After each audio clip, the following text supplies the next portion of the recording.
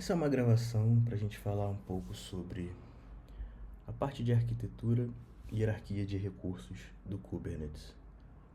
A ideia aqui é trazer informações introdutórias sobre Kubernetes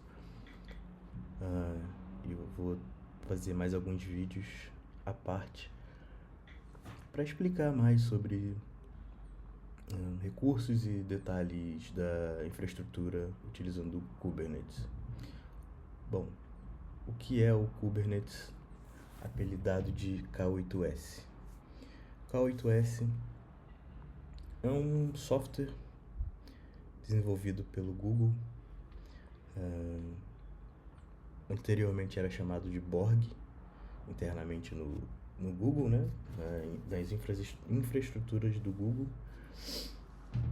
Era um serviço chamado de Borg e eles tornaram esse serviço open source para a comunidade, já que é um serviço excelente, né? É largamente utilizado no mundo da infraestrutura, tecnologia no geral.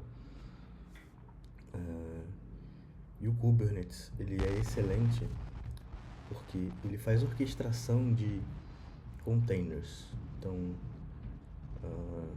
o que a gente conhece aí sobre o mundo Docker,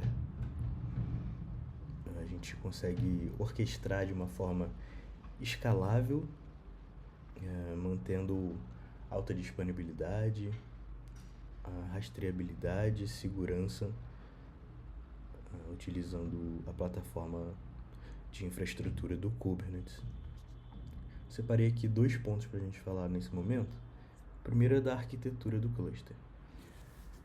Bom, assim como outras tecnologias de processamento distribuído, a gente tem uma parte mestre central e uma parte slaves, nós escravos, né? Onde o core da ferramenta é executado.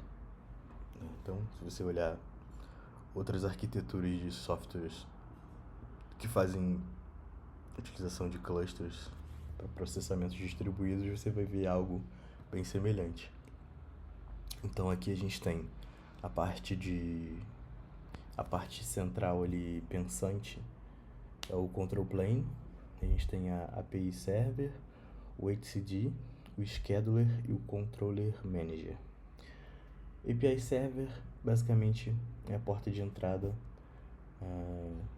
para o control plane, né? Na verdade, através ali do kubelet, né? Você consegue acessar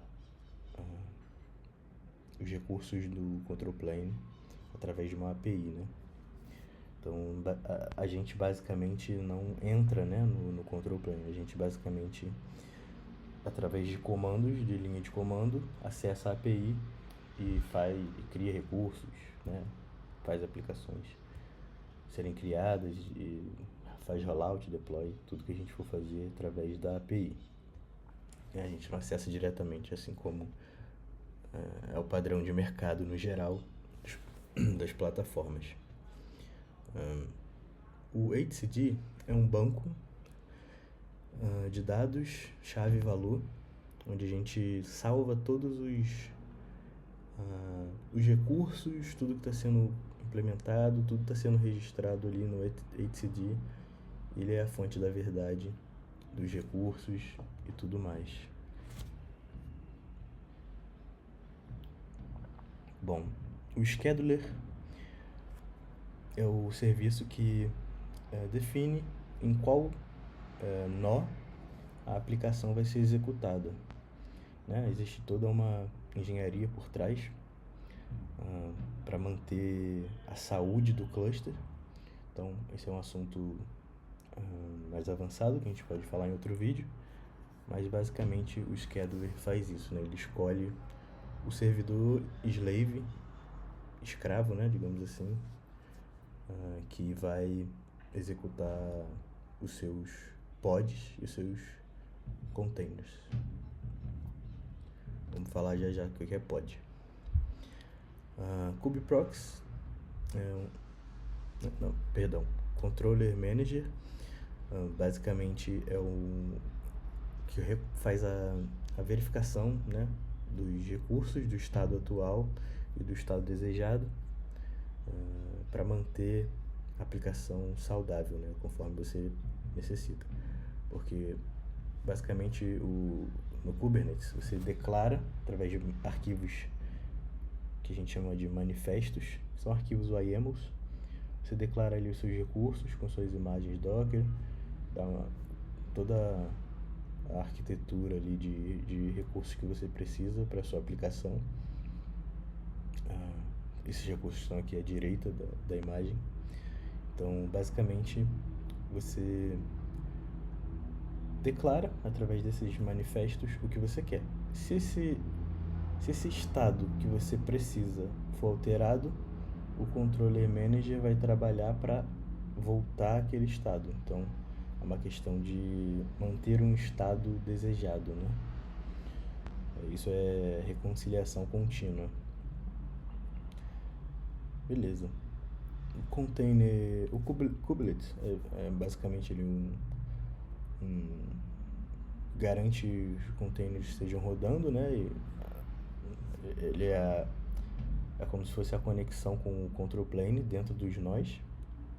O container runtime é basicamente o executor ali de containers, né, que precisa estar configurado devidamente em cada nó.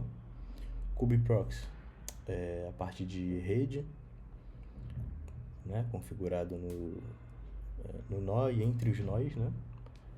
E aí finalmente vem o conceito de pod, que basicamente pod é uma cápsula, né, como diz a palavra em inglês, é uma cápsula onde você